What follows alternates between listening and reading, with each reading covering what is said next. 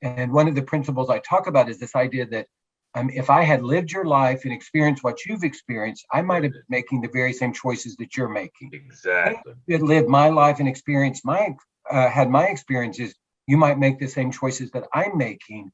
And that's different from permission. If somebody is doing something hurtful or destructive, it's not giving them permission to do it, but it's just not judging them for it, believing that you could live their life better than they are.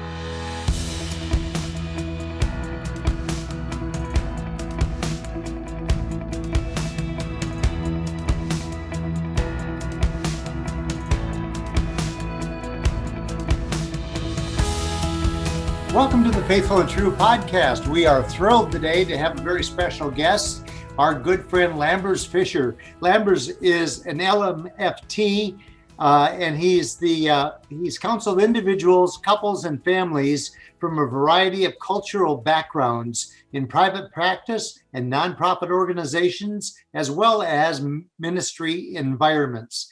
Laaser effectively balances personal and professional experiences to provide unique and practical perspectives on a variety of topics, such as strengthening intimate relationships and improving multicultural awareness and diversity competence. Laaser has been involved with Faithful and True and our Men of Valor workshops since 2013 and has been a small group leader for us at those workshops an amazing 27 times, which is hard for all of us to imagine. We'd like to welcome to the podcast, Laaser Fisher. Thanks, Andy. Appreciate it. Yeah, it's great to see you. That it really fits that, time flies kind of thing. As you think about all those years that you've been a part of the workshop team here at Faithful and True. And that may be a good place for us to start is just, how did you find out about Faithful and True? I know that maybe you and Mark Laaser had an early conversation. So what was your first introduction to the work that we do here? Well, I went to Fuller Seminary to get my marriage and family therapy, a degree, my master's of divinity. And I was out there working as a licensed marriage and family therapist for about 6 years after I finished. And then when I moved back to Minnesota, there was someone who I knew in California at a church that I was working there, a pastor there, who said, "Hey, if you're going back to Minnesota, there's somebody I need you to connect with, and he'll let you know what services are being provided, how you can find a niche to continue serving others and benefiting others, individuals, couples." And that's how I met Mark and found a similar passion for pouring into others and to learn more about the Men of Valor workshops as a whole. And I just knew that was something I wanted to be a part of. Yeah, well, great. Well, it's good to see you. And kind of the topic for our conversation for this podcast, and we're going to do another one, is on this idea of cultural diversity. And when Randy was introducing you, he talked about the fact that that's something that you have interest and passion in. And so kind of my first question is, what got you interested in developing treatment or education around cultural diversity? And what causes that to be a passion for you? Sure. Well, my passion is for relationships. It always has been, even long before I became a marriage and family therapist. I've seen too many broken relationships in my own family and my community, and I knew I wanted to have a healthy relationship myself. And so to realize that eventually there's a whole career field that can teach me how to do it, and I can help other people learn how to do it along the way, sign me up. And I've been doing that for 20 years now. And as I've been doing that, realizing that a lot of the same skills that help a husband and a wife, a couple, even family members, strengthen their relationships together are also beneficial outside of the family, outside of just a couple, outside of parent and child, but in helping people hear things healthily in coworker relationships in the community, reduce misunderstandings, help repair relationships, and help rebuild trust can go in the community at large. And so as increased need arose with broken relationships with clients and their therapists, with coworkers, with bosses, broken relationships popping up everywhere, often along cultural misunderstanding lines, cultural offenses, cultural appropriations and microaggressions and things like that.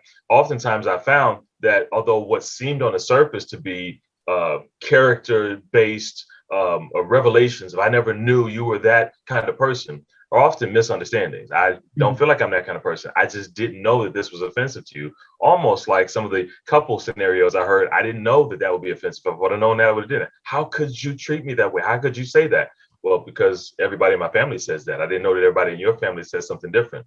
And when you realize that a lot of those things apply to cultural factors as well, then I realized that you can apply a lot of the same couple skills, those couple relationship strengthening skills, to cultural diversity work. And so I leave all of the policy and procedure and manual things to other professionals who do great things, and a lot of punitive type of things that have to do with certain groups and structures. And I focus on the relationship piece. How can I help a client not offend the person they're working with, a coworker, a boss, not lose a job, not lose a service, not have to cancel anyone because of the misunderstandings. Now, if there are character things that need to be revealed and whole worldviews that need to be changed, so be it.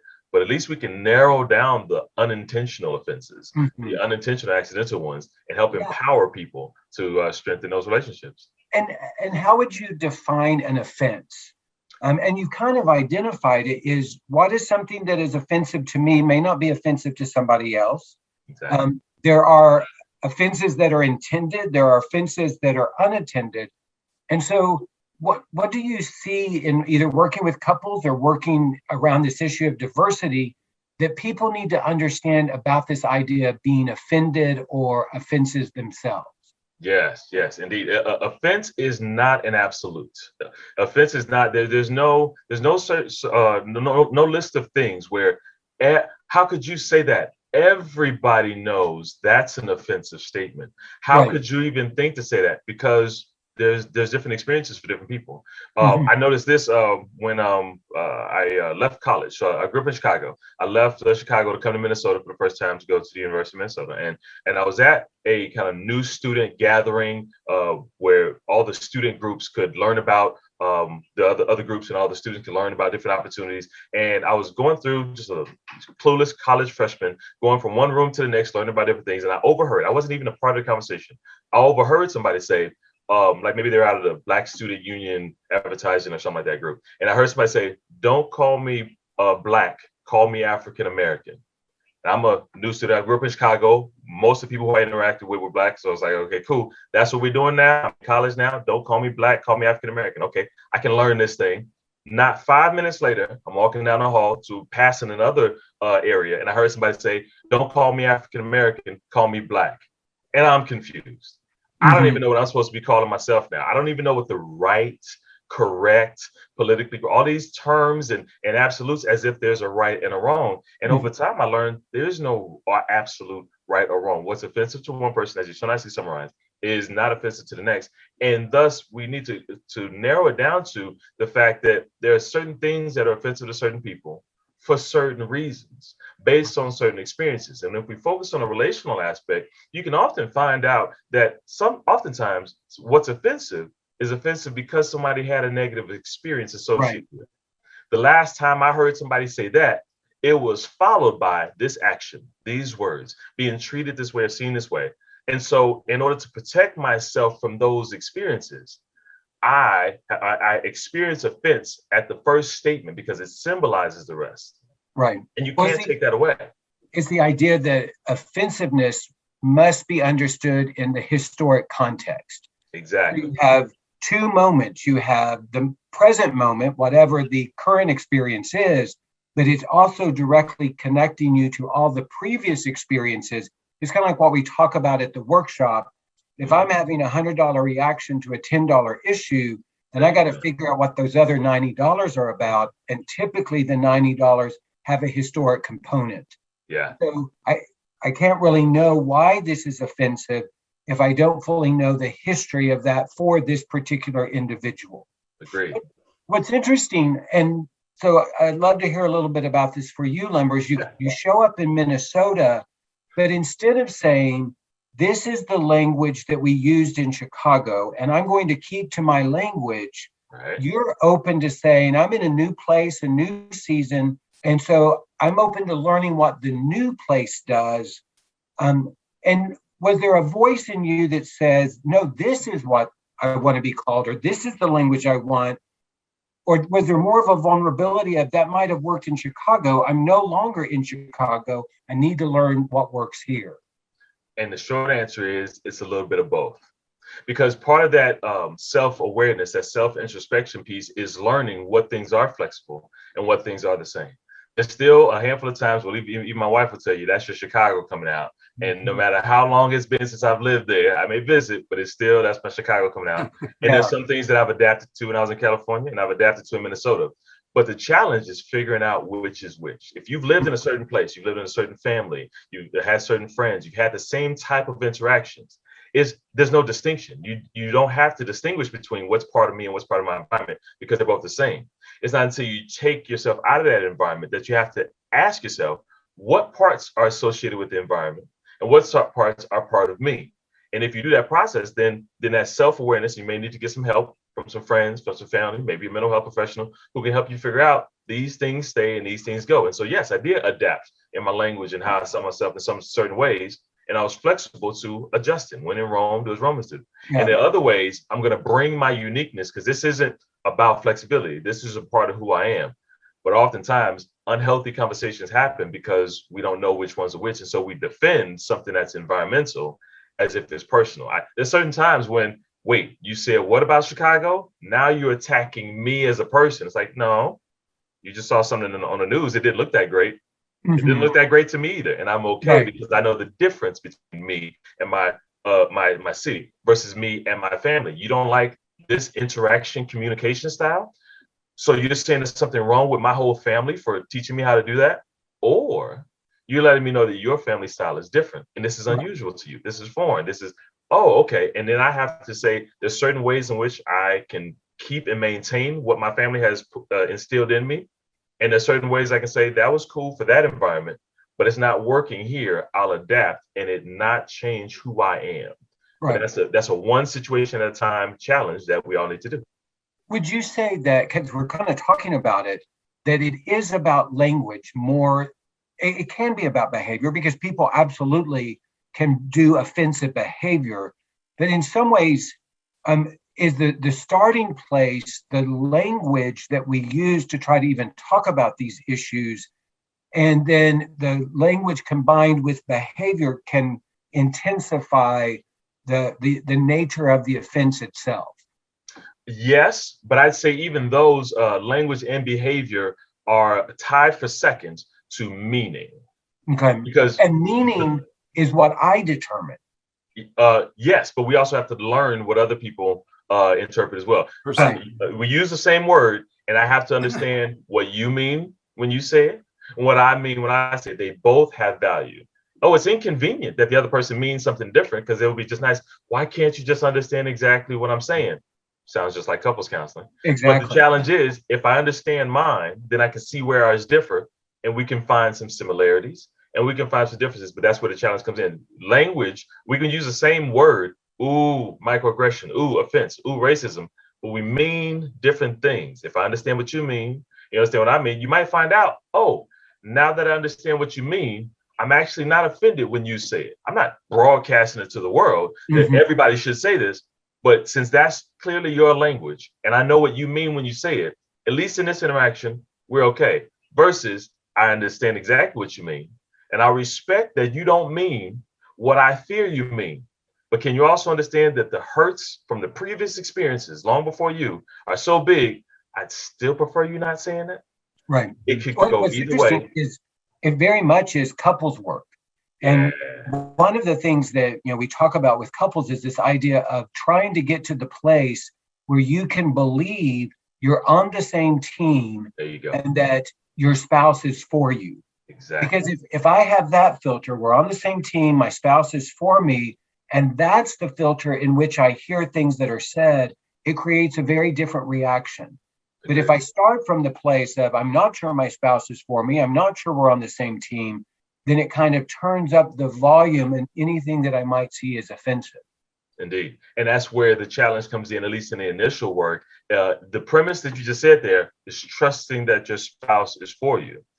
There's been a lot of historical experiences, whether it be experienced, witnessed, or just heard about, that have given a lot more merit to my partner, my community, my state, my country, whatever, is not for me. And so just as a rebuilding trust and infidelity or various type of things, there's a burden of responsibility to show that I'm for you in order for you to believe it. It's not just believe, because there's a lot more reason to not believe already. So it's like, what are you willing to do in order to show me that I should even try to trust you? And then that's where the building comes in. But a lot of times that's a hard thing for people to overcome, but it's worth it. It's not your fault, anybody their fault. You're there, whatever the case may be. One side's fault as much as trust is a two-part game, two-part challenge. And part of the complexity is history has to be acknowledged in order to understand the current context. Exactly. And even if I'm not a part of that history, and that's one of the things I can hear is I wasn't alive during those times, or I didn't do those things. I haven't had that behavior. I'm distancing myself from that history. And yet by doing that, I'm minimizing my story and somebody else's story. Because, even thinking of it personally, I think one of the things that's true is so few of us have an understanding of our own genealogy. Yeah, maybe we can go back to our grandmother, or maybe we can go back to our great grandmother, but we don't fully understand how those experiences and what, our ancestors experienced. And so we're detached from that. So we lack the understanding of cultural context. That says, hey, this does make a difference. And yes, maybe it's not a part of your history or choices currently, but to say it doesn't matter is dismissing the power of the story and the history itself. Yes, there's a very, very fine line between I wasn't there, thus it doesn't matter, which is almost synonymous with saying your feelings don't matter, versus I wasn't there, thus I am not the original cause of your hurt. Right. But just because you may not be the original cause doesn't mean you can't be part of the healing. And that's the present challenge. Okay, you didn't cause it. It's not your fault, your responsibility. But I'm hurt. Do you care about my hurt? And are you willing to join me, not out of fault or guilt or burden, join me in being a part of the healing? Yeah. And that's a whole different conversation. One of the things that's fun about this, Lambert, is you're introducing me to this idea of engaging the couples dynamic in the work of diversity. Yes. And one of the things that we talk often to couples about is ownership. Yes. What is mine, and what is not mine is not mine. And even in coupleship, it gets complicated as people are trying to identify what is theirs and taking responsibility for that. And one of the things that I teach is that the alternative to ownership is either blame or shame. Shame says it's all your fault, you're a piece of crap. And blame says it's all my fault. Blame says it's all your fault, you're a piece of crap. Shame says it's all my fault, I'm a piece of crap. But ownership is where we take responsibility. There you go. If it's difficult in coupleship, it seems incredibly challenging to do that culturally. To say, here I am living in this season with this ethnicity, what is mine? Exactly. And taking responsibility for that versus coming up with some excuse as to why it's not mine. Yes. And oftentimes the main difference between those two scenarios is vulnerability. Mm-hmm. At least in a marriage relationship, even outside of marriage, parent, child, extended family, at least in the family context, there's an extra reason to risk being vulnerable because it's family. The stakes are high. A coworker, a random person who doesn't like you on social media, why would I risk you hurting me? I don't care enough about you to risk being vulnerable. I'm not even that vulnerable with myself, go down that road. Right. And so we have to almost increase the realization of the stakes, the personal benefit to not lose out on that coworker scenario or coworker relationship, that boss, that the person you're trying to serve. It's like, if you want to be effective, it's worth calculated risk. I'm not saying being a total open book, because trust needs to be earned. But yes, there's that challenge of trusting that the other person does have your best interest, actually wants to engage in that way. And yes, without that blame and shame, it's a challenge of saying, I have a vested interest in reassuring you that I am not the threat that you fear that I am. Mm-hmm. Right. I want to join with you to have that experience. So it's safe to say then you're no longer a Bears fan? I have learned how to embrace hurt and disappointments and endurance as I still maintain my Bears fan status. Oh, okay. Okay. Well, The ultimate diversity being a Bears fan in Minnesota. yeah. Yeah. We still love you, Lambers. And I appreciate that. How did your family address this issue of language and diversity? Like, what were the things that you heard about it growing up?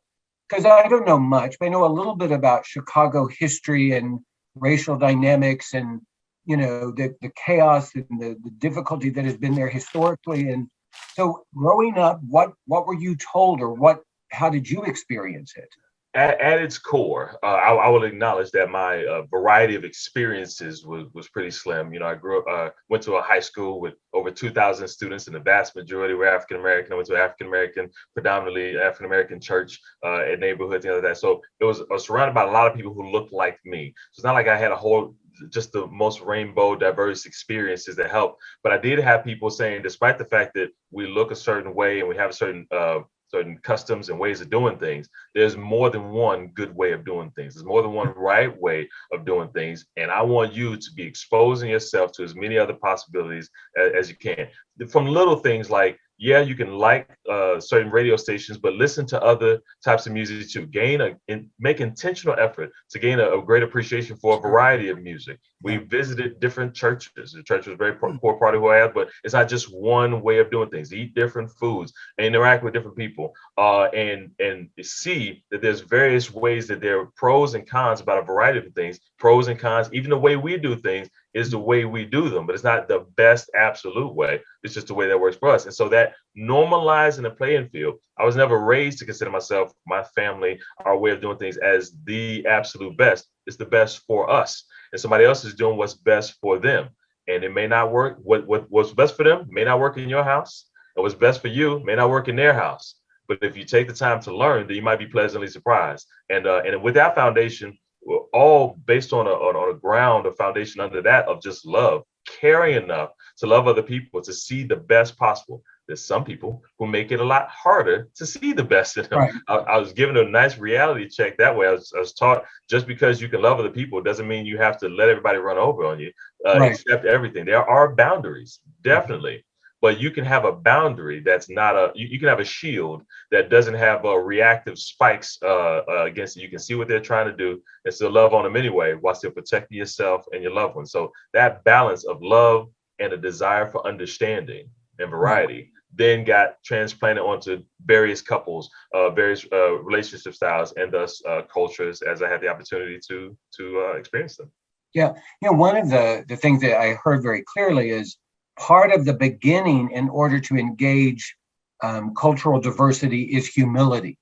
Mm-hmm. That I have to start with the humility of what I've experienced. There may be alternatives, there may be better alternatives. This is what I know. That doesn't mean that it is best. And it's also this lack of judgment. We talk a lot about judgment as a destructive to safety. If I'm being judged, then I'm not in a safe environment. And one of the principles I talk about is this idea that if I had lived your life and experienced what you've experienced, I might have been making the very same choices that you're making. Exactly. If you had lived my life and experienced had my experiences, you might make the same choices that I'm making. And that's different from permission. If somebody is doing something hurtful or destructive, it's not giving them permission to do it, but it's just not judging them for it, believing that you could live their life better than they are. Exactly. And the good news is I don't just make this stuff up. It's pretty biblical that we're not supposed to judge other people. There's a lot of emphasis in that sense of self-righteousness. And, you know, self-righteousness is when you just long all the things that you've not done, you have done to prove your righteousness, and you're ignoring things, or you're not taking ownership for things that you have done. Exactly. And that combination of judgment and self-righteousness, I think, is at the heart of so much of the cultural chaos. Yeah.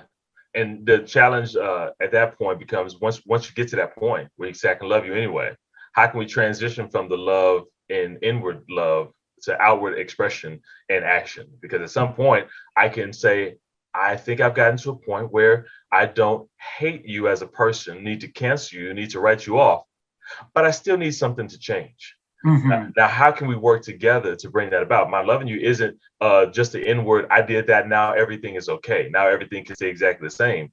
But a lot of times we try to do one without the other, or the other without the one. Only inward, and then continue to accept negative things that are negatively impacting people around the world, not just the country. Or only we just focus on change, without actually acknowledging the relationship piece, which is interpreted as judgment. But if we do balance of see the person, do the one and bring togetherness, bring unity. As it may not instantly bring societal solutions, but at least we have people working together to find them, as opposed to opposed as to whether they need to be found in the first place. One of the things, back to the couples work, is I can love someone, and the most loving thing I can do is to create boundaries. Exactly. And sometimes we have this mistaken understanding of love is a free-for-all where anything goes and everything is permitted. But the reality is love is about creating safe boundaries for myself and for other people.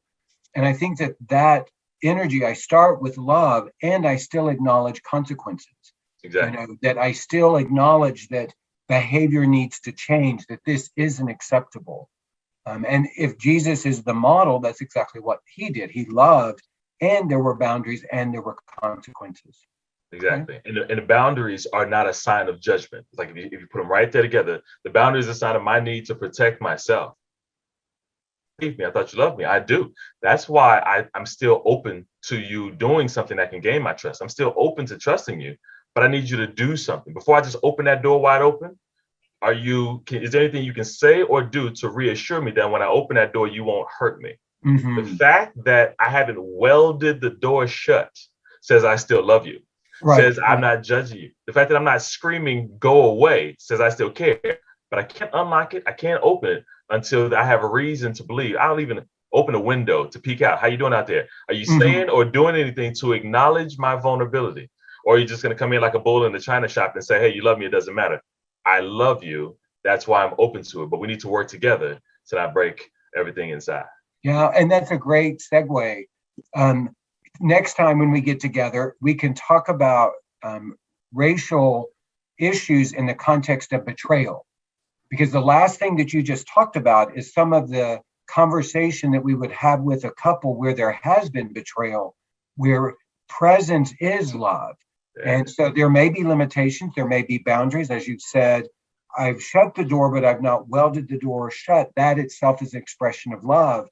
And so helping someone stay present and engaged and safe in a relationship where there's been significant betrayal is right in our area of expertise. So very cool. Well, Lambers, if you'll keep that door open for Greg and myself, we're going to have you back very soon, because I know our listeners are thoroughly being not only educated. This is a conversation that I wish we can. I hope we can share with a wide audience, because this is a message of real hope that you give us here. So thank you so much for joining us today. We will look forward to rejoining you for a second part of the two-part podcast with you. Until then, we'd like to thank our viewers and our listeners for joining us on the Faithful and True podcast. We hope that you will visit our website, faithfulandtrue.com, and visit our new YouTube Faithful and True channel, and subscribe if you will. Please like us. We appreciate all that kind of support. And in the meantime, we hope that if you find yourself a man who's struggling with any sort of unwanted sexual behaviors or acting out practices, we encourage you to look at the Men of Valor 3-day intensive workshops that we mentioned early on. We're here to help you, and we can do that. And we will begin in July with seeing our groups back here in Eden Prairie in person. So check out the Men of Valor workshops and register online. We'd love to have you come and start your healing journey. Until we join you again, we'd like to hope that this coming week for you will be filled with many blessings and great vision.